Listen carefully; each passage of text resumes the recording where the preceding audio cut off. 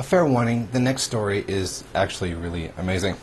In June and July, a Russian submarine actually got into U.S. territory in the Gulf of Mexico on a training mission.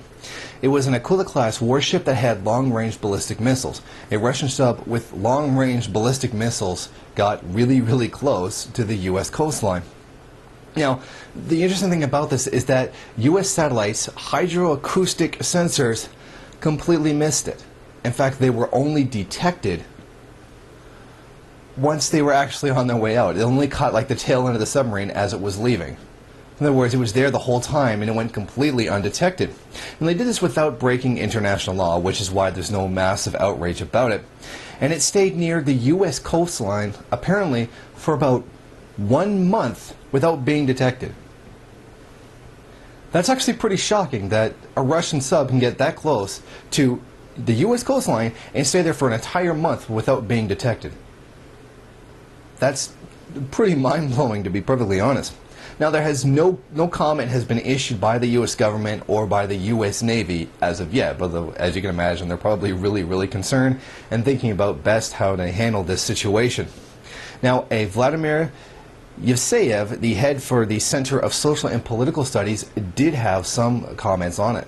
This is a good lesson for the U.S., demonstrating that it should not pursue its foreign policy interests all over the world using force. Other states have also have some military potential. If the U.S. pursues the national interests only by means of force, a boomerang effect will take place. The U.S. should realize that it is also vulnerable because the anti-missile system is not efficient enough when it comes to cruise missiles that can fly at low altitudes. Nuclear submarines can carry cruise missiles that cannot be detected using conventional means designed for repelling ballistic missile attacks. Cruise missiles create a breach in the anti-missile defense. They show that an ideal anti-missile system does not exist. This destroys the image of U.S. invincibility, which backs its policy of all permissiveness on the global arena. Oh, this is actually a very important lesson to learn, that the U.S. is not, at least militarily, is not all-powerful, and that it can be defeated in some ways, and it does have its own weaknesses. Now, I think it's very interesting that this happened right after Romney already criticized Obama for, supposedly defunding the Navy and made that complaint during one of the debates. I think it's very possible in this situation that the information pertaining to this breach of security was let out on purpose, because it's not the first time, it would not be the first time that some kind of event like this got leaked to the public for specific political purposes. After all, if the case was just made in favor of Obama that it was not going to increase military spending in this area, wouldn't it be great if they had an excuse to now completely go back on that now that this incident has happened? It's very likely that this will be used as a justification for Obama spending more money on the military, while he did not overtly claim that he was not going to spend more money on the military.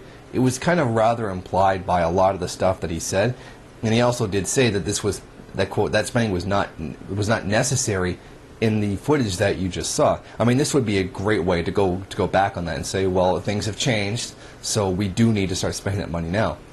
But I think a good important point to make here is that while the Russian sub was in U.S. territorial waters, it probably got a pretty good look at the submarine routes the U.S. uses and that the Navy ships also use as well. This is actually, if you're not a U.S. patriot, this is actually a really funny story, and it's pretty awesome too, because it does put a huge dent in the story about U.S. hegemonic military power.